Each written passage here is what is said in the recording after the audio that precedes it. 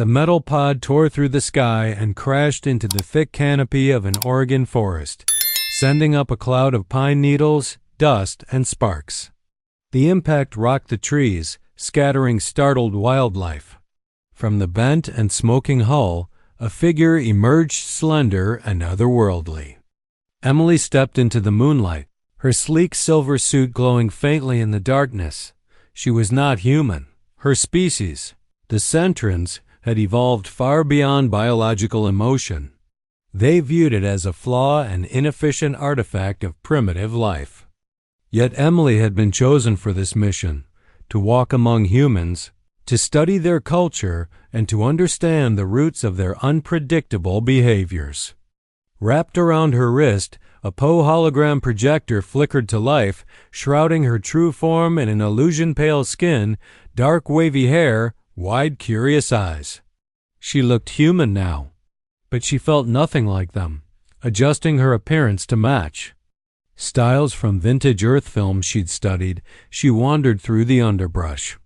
The forest buzzed with life-chirping insects, rustling leaves, distant howls. It was chaotic, organic, and deeply unfamiliar. Zentra, her home planet, was silent and sterile. This place overwhelmed her senses, and yet it fascinated her. By sunrise, she reached a small town nestled between ridges Pine Hollow. From behind dumpsters and alley corners, she observed its people. They laughed freely, argued without consequence, smiled for no clear reason.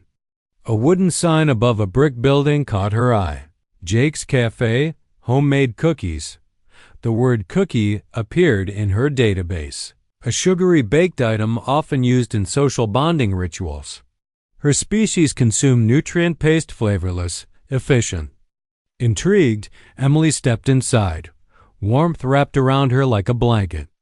The air smelled of cinnamon, sugar, butter, and something else comfort. Behind the counter stood a man with flour dusting his apron, a lazy smile on his lips, and a faint scar on his thumb. His name tag read, "Jake, new in town?" he asked, wiping. His hands. Emily hesitated. "Yes, I'm here to observe." "Human customs." Jake chuckled, undeterred. "Well, welcome to Pine Hollow. First time in a cafe?" She nodded. He slid a cookie across the counter. Golden-edged, soft-centered, on the house. Her fingers trembled slightly as she lifted it. Her hologram rippled momentarily as her real body responded to the heat and scent. She took a bite. Sweetness exploded across her tongue. Her brain lit up with signals she didn't recognize. Bioluminescent patterns flickered faintly beneath her skin. "You okay?" Jake asked, noticing her flush. "You look like you're about to pass out." "Hey." "Malfunction," she said quickly, placing the rest of the cookie down. "Thank you. I must go."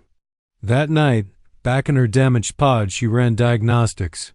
The cookie had triggered dormant neural pathways receptors her species had long since suppressed.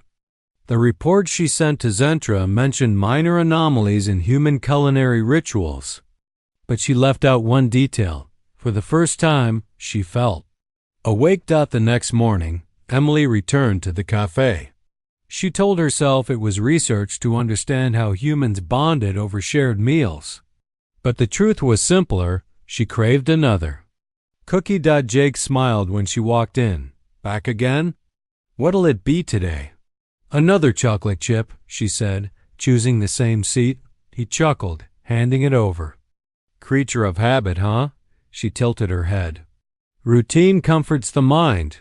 "Sure," he said with a grin. "Enjoy."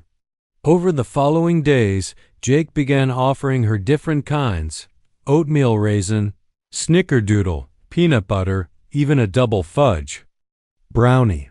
Each one sent her body into a strange euphoria, new sensations, strange warmths, and the bioluminescent glow growing more difficult to suppress. Once, a peppermint brownie made her laugh aloud, her first true, unfiltered human reaction. Jake laughed too, though he didn't know why.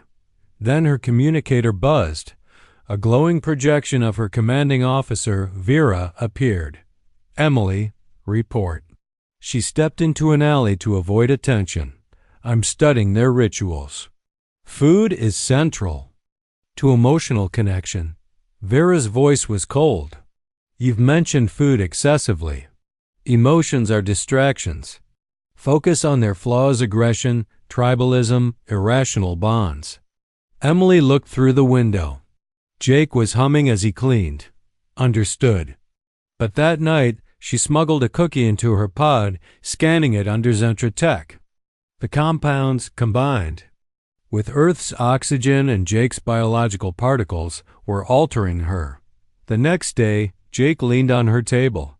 You're not from around here, are you? She froze. Why? You stare at everything like it's brand new.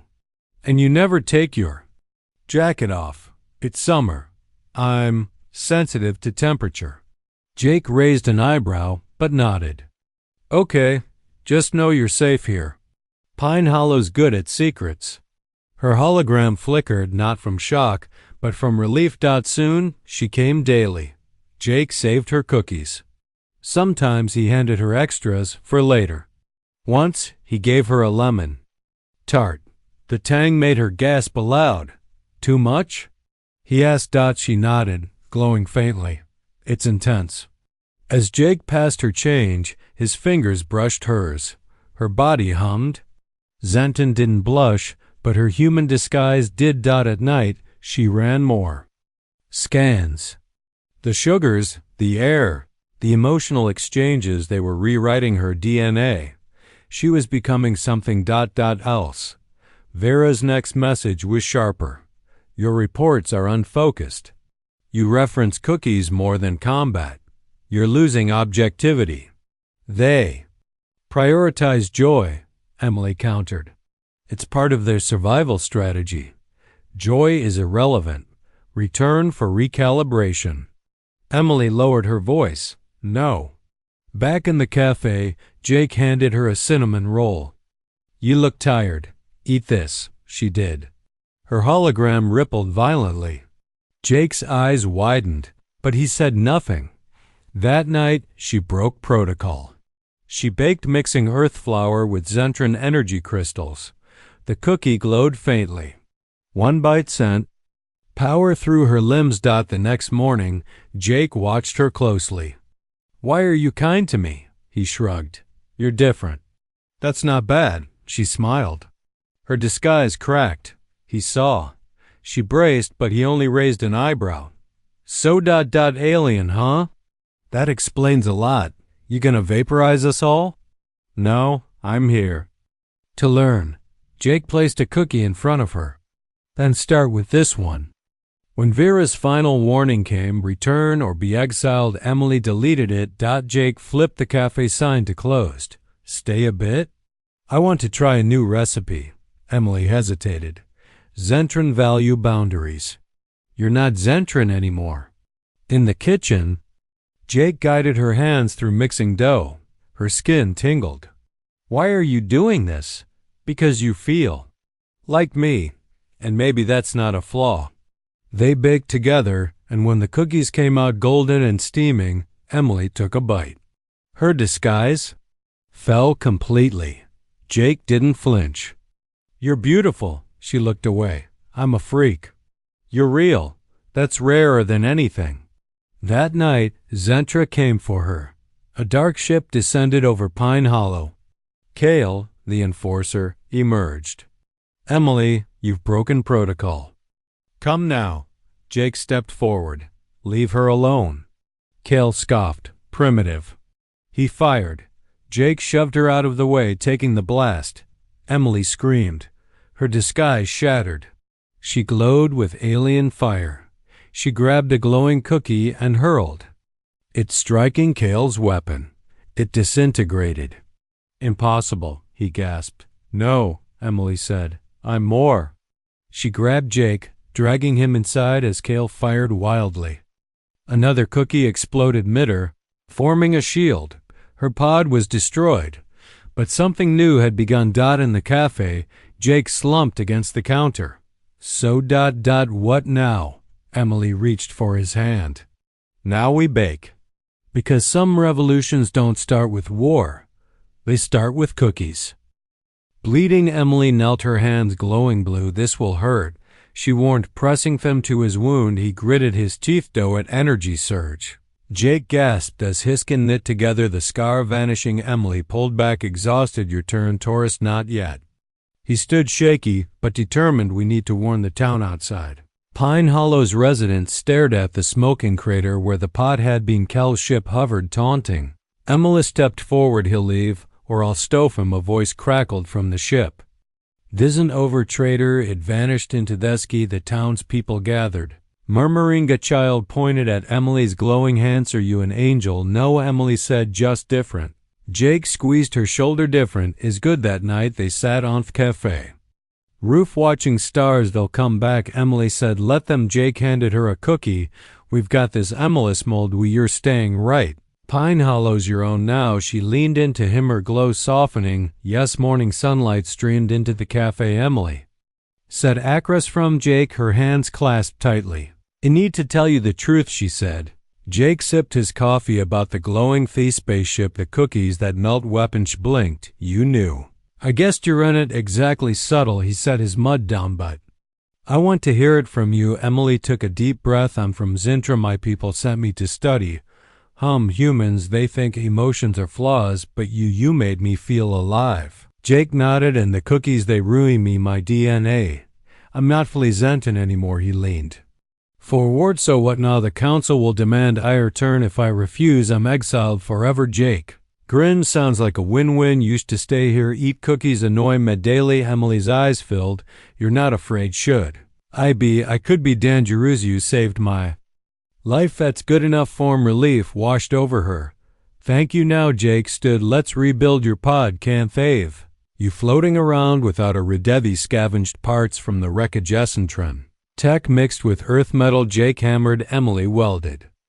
With alien energy, days turned into weeks. The townspeople brought supplies. Curious but kind. When the new pod was ready, Emily received a final message from Zintra. Choose return and forget this chaos, or stay and loss your identity. She deleted the message. Jake tossed her a wrench. Ready for the grand opening. Our bakery. Yep. Stardust Wheats. Combing your tech with Meyer Sipes.